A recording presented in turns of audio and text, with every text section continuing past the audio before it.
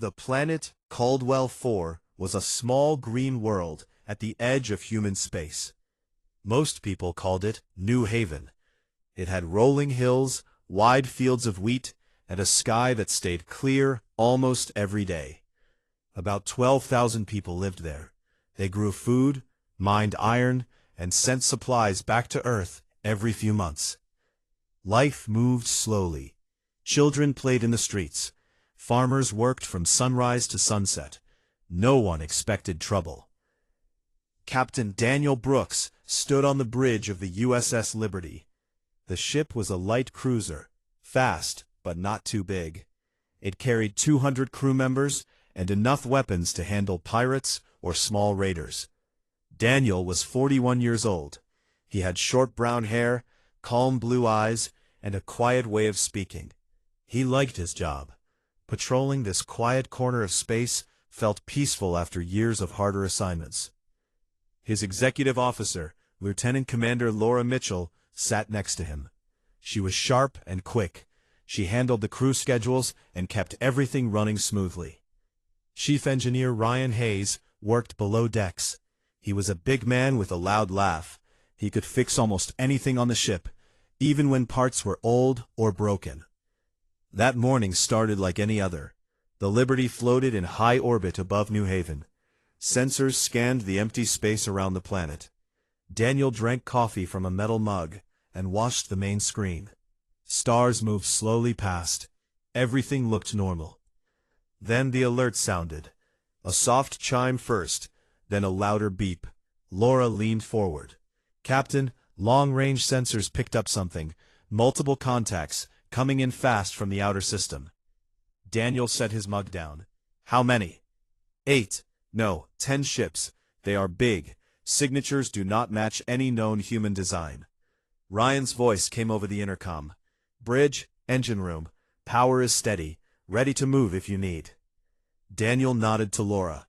"Open a channel to the colony. Tell them to raise shields and get people to shelters, just in case." Laura sent the message. A minute later, the colony governor replied. His voice sounded confused. "We see them on our scopes too. They are not answering hails. Should we be worried?" Before Daniel could answer, the unknown ships changed course. They accelerated hard toward the planet. No warning, no message, nothing. Red lights flashed across the bridge. "They are charging weapons," the tactical officer said. "Plasma signatures, high output." Daniel stood up. "All hands to battle stations. Raise shields. Bring railguns online. Target the lead ship." The Liberty shook as power surged to the weapons. On the main screen, the enemy fleet grew larger. The ships looked strange, long and narrow, like black insects, with glowing blue lines along their hulls. They moved in perfect formation, no wasted motion. The first shots came without warning. Bright blue beams stabbed down from orbit. New Haven's small defense platforms fired back, but the enemy ships shrugged off the hits. One platform exploded in a silent fireball. Another followed seconds later. Daniel gripped the arm of his chair. "Fire at will. Hit the closest one." The Liberty's railguns roared. Solid slugs of metal flew at incredible speed. The first enemy ship took 3 direct hits. Chunks of its hull broke away. It spun slowly, leaking air and sparks, but the rest of the fleet kept coming. On the surface, people screamed. Families ran to underground bunkers. Farmers left tractors in the fields. Children clung to their parents. The sky lit up with streaks of light. Orbital strikes hit the main town first. Buildings turned to dust. Roads melted. A school collapsed in seconds. Laura's face went pale. "Captain, the colony reports heavy casualties already. They are targeting population centers." Daniel felt sick. He had seen combat before, but never like this. No demands, no reason. Just death. "Get me a line to the shuttles," he said. "Tell every pilot to launch. Take as many as they can. We will cover their escape." The Liberty dove lower, putting itself between the enemy and the fleeing shuttles. Its point defense guns spat fire at incoming missiles. One shuttle took a hit and broke apart. Another made it to orbit and jumped away. Ryan called up again. Shields at 60%. We can't take much more. Daniel looked at the screen. 7 enemy ships still fought. 1 more had been damaged by Liberty's guns. But the colony below was burning. Smoke rose in thick black columns. The green fields turned black. Laura, plot a micro-jump. We need to draw them away from the shuttles. She worked fast. Jump plotted. 30 seconds. The ship shook harder. A plasma beam grazed the hull. Alarms screamed. Ryan shouted over the comm. Hull breach on deck 4. Sealing now. Daniel made his choice. Jump when ready. Take us to the far side of the moon. We regroup there. The Liberty's engines flared. Space twisted for a moment. The stars stretched, then snapped back. The enemy fleet vanished from the screen. For now. In the silence that followed, Daniel stared at the damage reports. The colony was gone. Most of the 12,000 people were dead. Only a few hundred had escaped in the small shuttles. The rest were buried under ash and ruin. He turned to Laura. Her eyes were wet, but her voice stayed steady. What do we do now, Captain? Daniel looked out at the stars. They looked cold and far away. We get home, he said quietly. We tell Earth what happened, and then we make sure this never happens again. But in his voice was something hard and certain. The Krell had come to a quiet place and brought death. They had chosen the wrong species to attack. Far below, on what was left of New Haven, fires still burned. The wind carried the smell of smoke across empty fields. The stars above watched in silence. But that silence would not last. 6 weeks after the attack on New Haven, the last surviving shuttle limped into Earth orbit. Its engines were damaged, its hull scarred by plasma burns. Inside, 312 people sat in silence. Some stared at nothing. Others held children who no longer cried. They had seen their homes turn to fire. They had heard the screams cut short. The shuttle docked at Armstrong Station. Medical teams rushed aboard. News crews waited outside the airlock, but security kept them back. The survivors were led to private rooms. Doctors checked them for injuries. Psychologists sat with them quietly. No one asked questions yet. There would be time for that. Word spread fast, first on military channels, then on public feeds. Videos from the shuttle's cameras showed the black insect ships firing without pause. The images played on every screen, in every home, bar, and school across human space. People stopped what they were doing. Conversations died. Faces turned pale. On Earth, in the crowded streets of New Shanghai, crowds gathered under giant holoscreens. In the quiet farms of Iowa Prime, families stood in their yards and watched. On the mining moons of Jupiter, workers paused their drills. The same question burned in every mind. Who did this? Why? The United Terran Coalition called an emergency meeting. The great assembly hall on Luna filled with leaders from every colony. They argued, shouted, and then fell silent when the survivor recordings played again. No one needed more proof. The Krell Dominion had declared war without a word. Admiral Nathan Cole walked into the command center on Earth 2 days later. He was 63, tall, with gray hair cut short, and a face lined from years of command. He had fought in the old pirate wars and the brief clash with the Outer Rim separatists. He did not smile often. Today he looked angry. The room went quiet when he entered. Officers stood at attention. Nathan looked at the main display. It showed a map of node space. A red marker blinked over Caldwell 4. Another red line traced the path the Krell fleet had taken after the attack. They had vanished into deep space. We know where they came from, Nathan said. His voice was low but clear. Scout drones found their outer markers, 80 light-years rimward. The Krell Dominion. Insect hive empire. Billions strong. They expand by wiping out anything in their way. A young officer spoke up. Sir, do we have numbers on their fleet? Nathan nodded to the intelligence chief. Lieutenant Sofia Ramirez stepped forward. She was 29, with dark hair tied back and sharp eyes. She had spent the last 48 hours going through every scrap of data from the survivors and the Liberty's logs. "They sent 10 ships to New Haven," she said. "That was just a patrol. Our probes show at least 300 capital vessels in their core systems. Thousands of smaller drones. Their weapons use plasma and bioacid. Fast, but not as accurate as ours at long range." Nathan turned to the room. "We are not going to wait for them to come back. We hit first, we hit hard. We hit until they have nothing left to fight with." No one argued. The mobilization started that night. Shipyards on Mars, Luna, and Titan went to full production. Old freighters were pulled from service and turned into carriers. New battle cruisers rolled off the lines faster than anyone thought possible. Workers slept in shifts. Engineers ignored safety rules to keep the pace. The flagship would be the USS Vanguard, a heavy battlecruiser, fresh from her trials. She carried the biggest railguns ever mounted on a human ship, thick armor, and engines that could outrun most destroyers. Her captain was Olivia Grant. She was 38, calm under pressure, with short red hair and a habit of listening more than she spoke. She had commanded smaller ships before. This was her first capital command. She wanted it to count. Commander Ethan Powell was her tactical officer. He was good with numbers, and even better with weapons. He spent hours running simulations. Every time the Krell appeared on the screen, human ships won. The simulations showed high losses, but victory in the end. Sofia Ramirez moved to the Vanguard as well. She set up her intelligence station in a small room near the bridge. She pored over every piece of Krell tech the scouts could grab. Broken drone parts, a fragment of hull armor, even a dead warrior cast recovered from a wreck.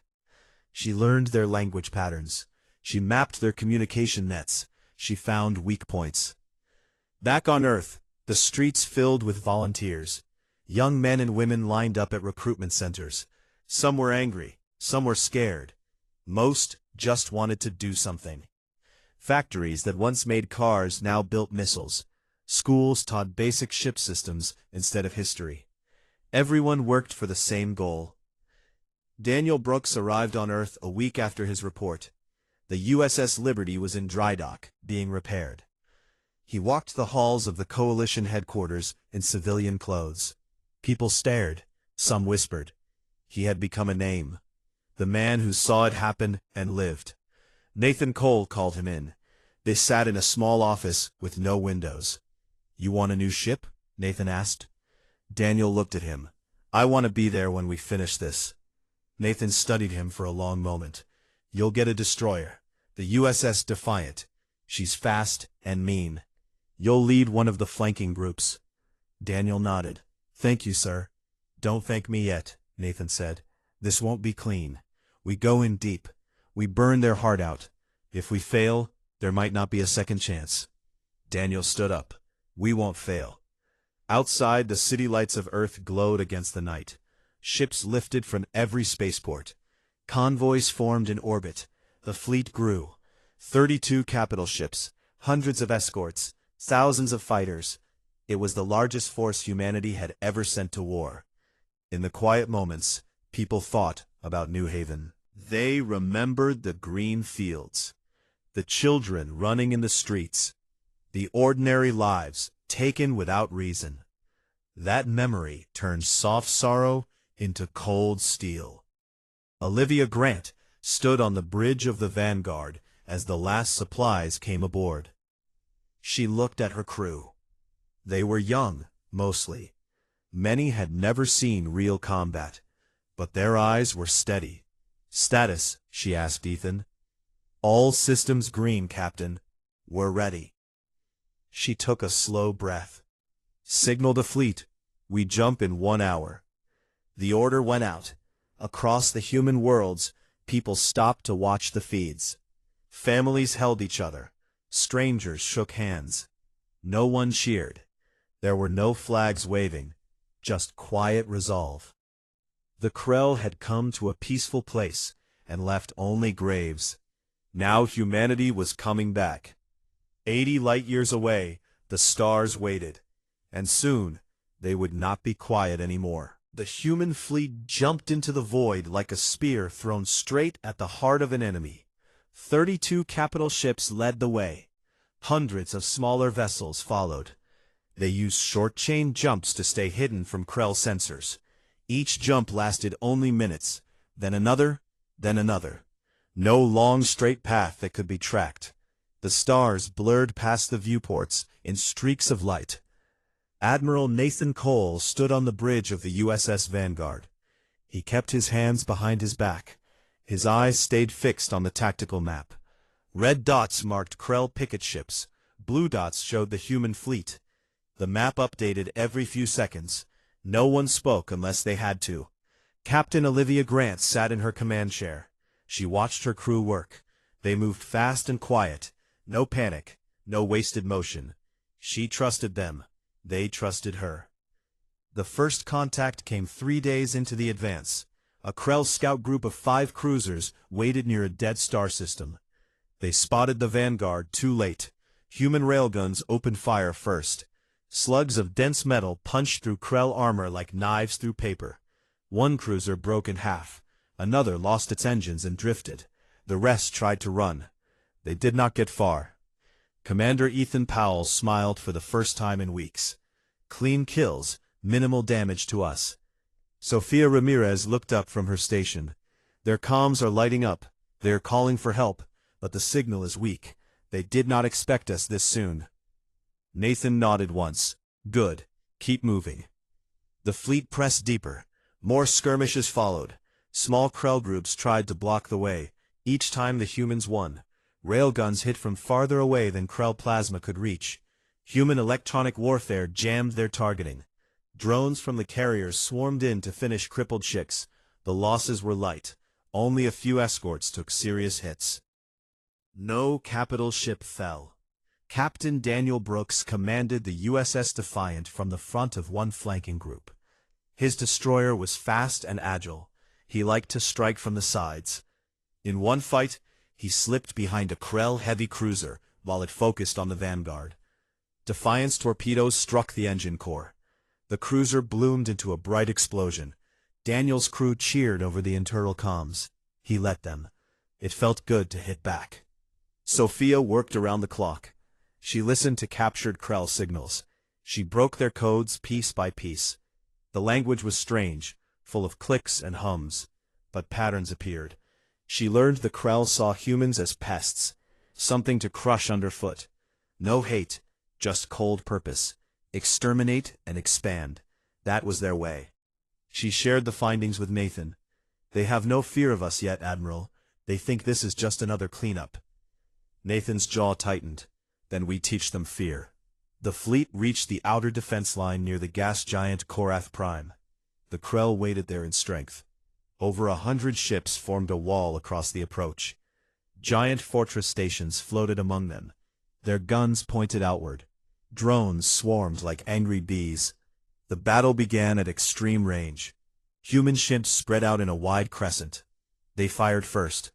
Railgun salvos crossed the distance in seconds. Krell shields flared blue, then cracked. Ships died before they could reply. The Vanguard led the center push. Her main batteries roared again and again. Each shot found a target. Olivia kept her voice calm. Adjust fire. Target their command ships. Ethan, coordinate the flanks. Ethan worked his console. Defiant group moving to port.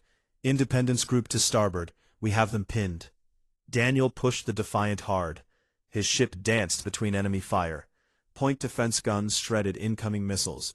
He closed on a Krell carrier. Its launch bays opened to send more drones. Too late. Defiant's torpedoes flew straight and true. The carrier split open. Drones spilled out dead. The Krell fought hard. Their plasma beams burned through human shields when they connected. The cruiser USS Independence took a direct hit to her bridge. She listed to one side. Fires spread. Her captain ordered abandon ship. Escape pods launched in every direction. Then a second beam struck her core. The Independence vanished in a white flash. All hands lost. Silence fell on the Vanguard bridge for a moment. Olivia closed her eyes briefly. Then she opened them. Keep formation. Do not break. The battle lasted 6 hours. Human ships took damage. Armor peeled away in places.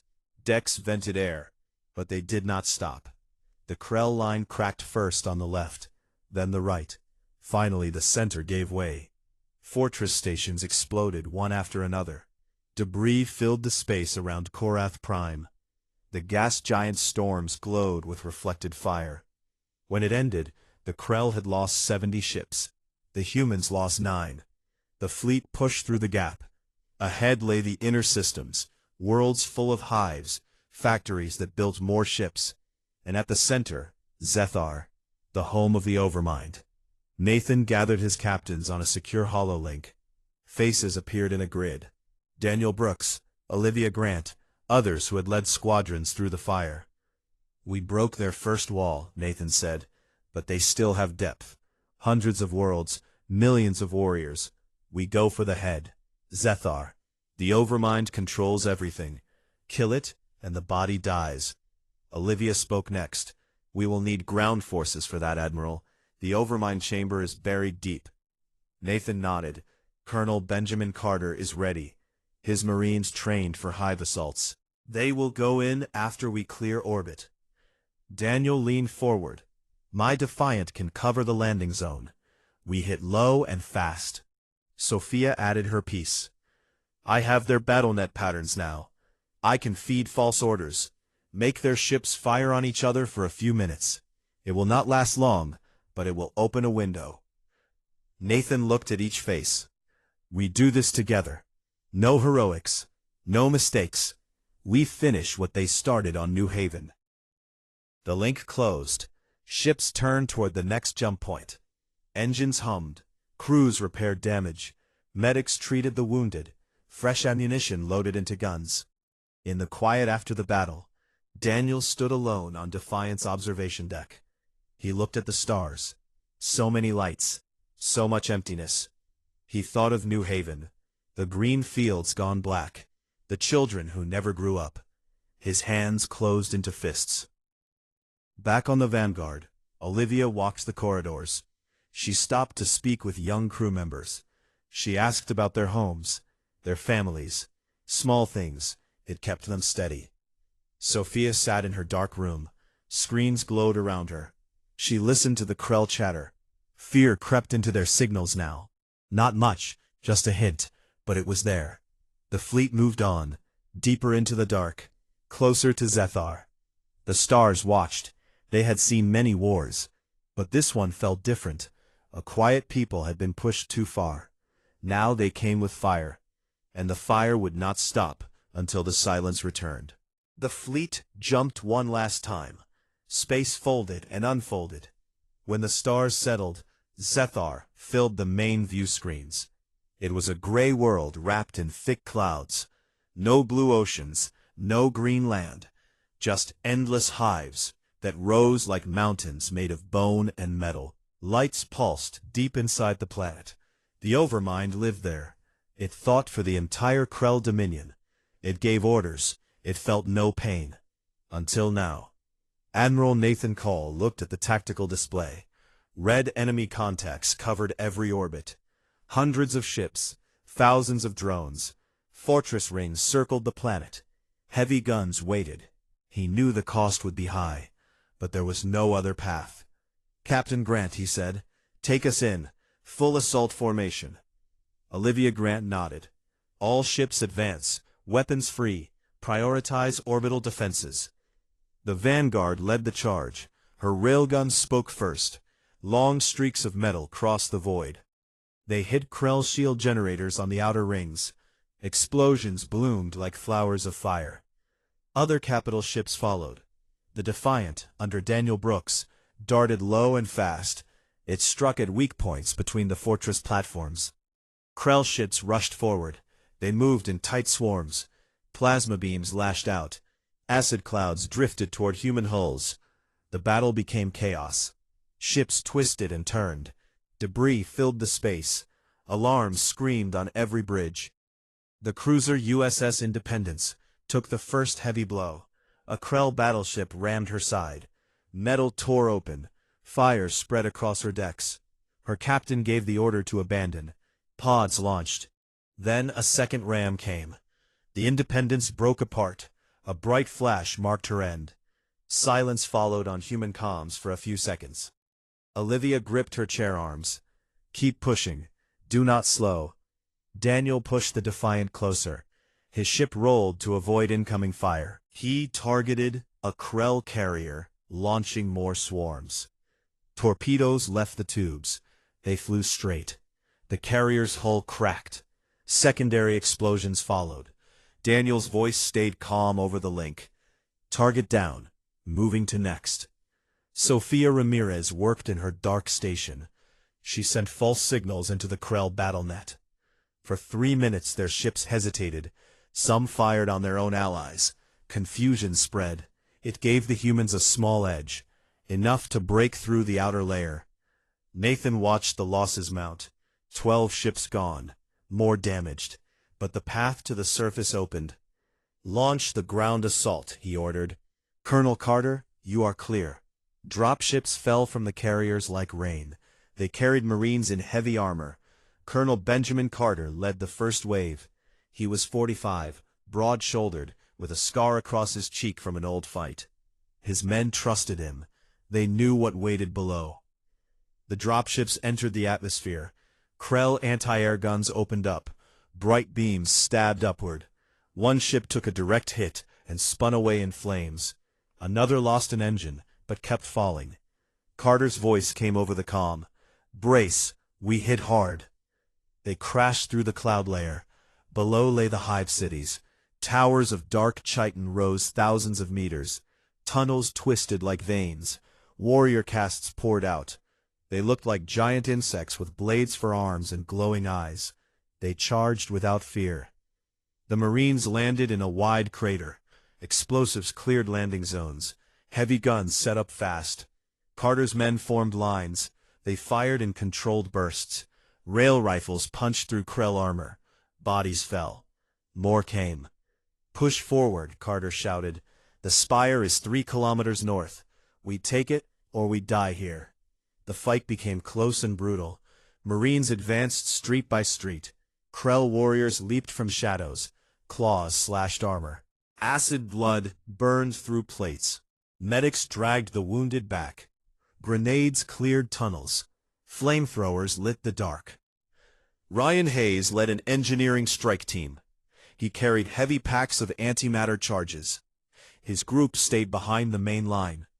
They moved through side passages. Krell drones hunted them. Ryan's team fought back with pistols and cutting tools. One engineer fell. Another took his place. They kept going. Above, the space battle raged on. The Vanguard took hits. Shields failed in sections. Hull plates peeled away. Olivia ordered damage control. Crews sealed breaches. Engineers like Ryan's friends worked in zero gravity to patch the ship. Daniel's Defiant flew low orbits. It strafed ground targets. Its guns helped the Marines. When Krell ships tried to bomb the landing zone, Defiant met them head-on. One Krell cruiser turned to face her. Daniel smiled grimly. All ahead full. Ram if we have to. They did not ram. Defiant's torpedoes found the cruiser's weak spot. It exploded in orbit. Fire rained down like stars falling. The Marines reached the central spire. It rose like a black needle into the sky. The overmine chamber waited at the top. Carter's men fought up the ramps. Bodies piled high. Krell warriors died by the hundreds, but more came. Ryan's team slipped inside through a service tunnel. The air smelled of oil and rot. Lights flickered. They climbed narrow shafts. Krell guards found them. A short fight followed. Ryan lost 2 men. He pushed on. At the chamber entrance they set the charges. Ryan wired them carefully. His hands did not shake. He thought of New Haven, the children, the fields. Charges set, he said into his comm. 30 seconds to det. Carter's voice answered. Get out now. We cover you. The team ran. Alarms sounded in alien tongues. Ryan's group reached the surface. Marines pulled them into cover. The detonation came, a white light brighter than the sun. The spire cracked. Chunks fell like broken teeth. A psychic scream echoed across the planet, not in sound, but in minds. Every Krell felt it. The Overmind died. In orbit, Krell ships faltered, formations broke, some drifted, others fired at random. The hive mind was gone. No more orders, no more unity. Nathan saw the change on his display. All ships, press the advantage, target their flag vessels. The Vanguard fired again. Other ships followed. Krell resistance crumbled. Ships burned. Stations fell silent. On the ground, Carter's Marines held position. Krell warriors slowed. Some stopped fighting. Others turned on each other. The battle ended not with a final charge, but with confusion and collapse. Carter looked at the ruined spire. Smoke rose high. "It's done," he said quietly. Ryan sat on the ground. His armor was scorched. He looked up at the sky. Human ships still fought above, but the fire was different now. It was winning. Olivia stood on the Vanguard bridge. Damage reports came in. Heavy losses, but victory. She turned to Nathan. "Zethar is ours, Admiral." Nathan nodded slowly. "Not ours. Just broken. Signal the fleet. Prepare for withdrawal. We have more to do." The hammer had fallen. The head was crushed. Now the body would die slowly. The stars above Zethar watched the fires burn low. A great silence began to spread. The Overmind was gone. Its death left a hole in the Krell mind. Across every world in the Dominion, the hive link broke. Ships that once moved as one now drifted alone. Warriors stopped fighting and stood still. Queens in distant hives screamed in confusion. For the first time in their long history, the Krell felt fear. Real fear.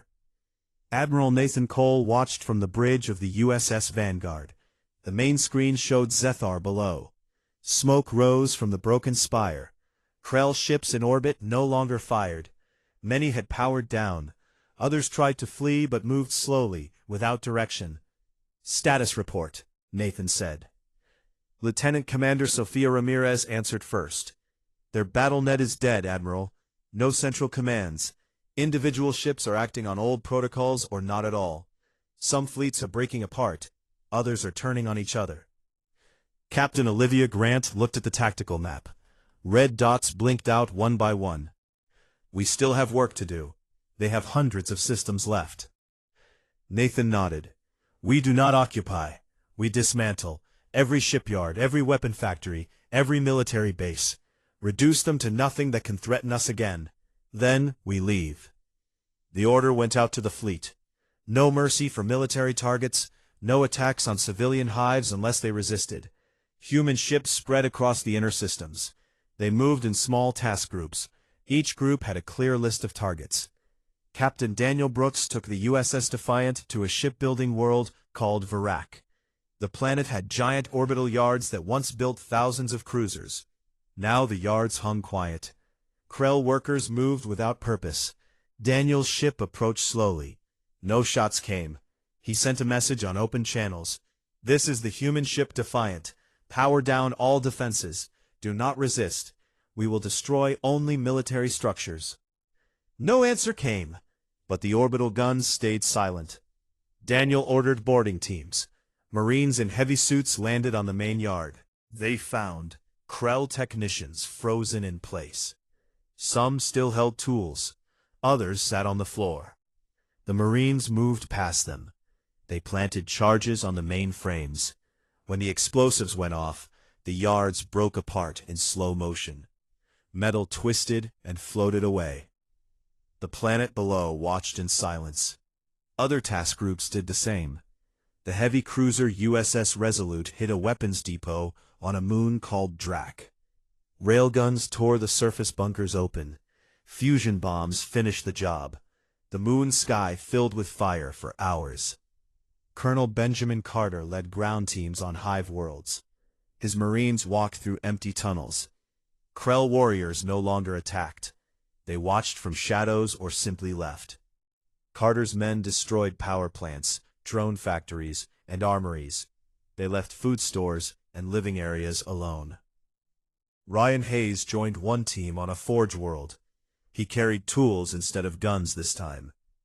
His job was to shut down the massive reactors that fed Krell war machines. He worked carefully. When the last reactor went dark, the forges stopped. Hammers fell quiet. The heat faded. Ryan looked around at the silent machines. He thought of New Haven again. Then he walked away. Weeks turned into months. The fleet moved from system to system. They left ruins behind. No colonies were burned. No civilians were hunted. But every tool of war was taken away. Shipyards became scrap. Gun emplacements became holes in the ground. Fleets that once numbered in the thousands shrank to broken pieces. Some Krell hives surrendered. They sent signals of peace. Human commanders accepted the offers. They took the ships as prizes and left the hives untouched. Other hives fought on in small groups. Those fights ended quickly. Without the Overmind, they could not win. One day Nathan called the fleet commanders together on a final hololink. Faces appeared from ships across many light years. "We have done what we came to do," Nathan said. "The Krell can no longer threaten us. Their empire is broken. It will take them generations to rebuild anything close to what they had, if they ever do." Olivia Grant spoke next. "Casualties?" "High," Nathan answered. "But we expected that. We lost good ships, good people. They did not die for nothing." Daniel Brooks added his voice. "The frontier is safe again. New Haven will not happen to anyone else." The link closed. Orders went out. The fleet turned for home. The journey back took time. Ships stopped to repair. Crews rested. Wounded were treated. Stories were told in quiet corners. Some laughed. Some cried. All carried the weight of what they had done. When the first ships reached human space, crowds waited in orbit. Families stood on stations. Children held signs with names of the lost. No loud cheers, just quiet thanks. People shook hands. Strangers hugged. The war was over. New colonies rose on worlds the Krell once claimed. Farmers planted seeds in fresh soil. Miners dug new tunnels. Children played under open skies. Memorials stood on Caldwell 4. Simple stones with names carved in them. People visited. They left flowers. They remembered. Years passed. The stars stayed quiet. Alien empires that once watched humans with pity now spoke carefully. Traders from distant species came to human ports. They asked questions in low voices. They learned the story of New Haven. They learned what followed. They did not test human borders. Daniel Brooks retired to a small farm on a new world. He grew wheat like the fields of old New Haven. He watched sunsets and thought of the friends he lost. He never spoke much about the war, but when children asked, he told them the truth. "We did what we had to, so others would not have to." Olivia Grant took a desk job at Coalition headquarters. She trained new officers. She made sure they understood duty and cost. Sofia Ramirez wrote reports on the Krell collapse. No first strikes, but no weakness either. Nathan Cole lived long enough to see the peace hold. He died quietly one night. His funeral was simple. Many came. They stood in silence. The galaxy changed, not because humans wanted empire, not because they wanted glory. They wanted safety. They wanted their children to grow up without fear. They crossed 80 light years. They broke an ancient empire. Then they came home. The stars, once full of noise and threat, grew still. No one dared break the silence again. The brutal retaliation had worked. It left a lesson written in fire and ruin. And for a very long time, the stars stayed silent.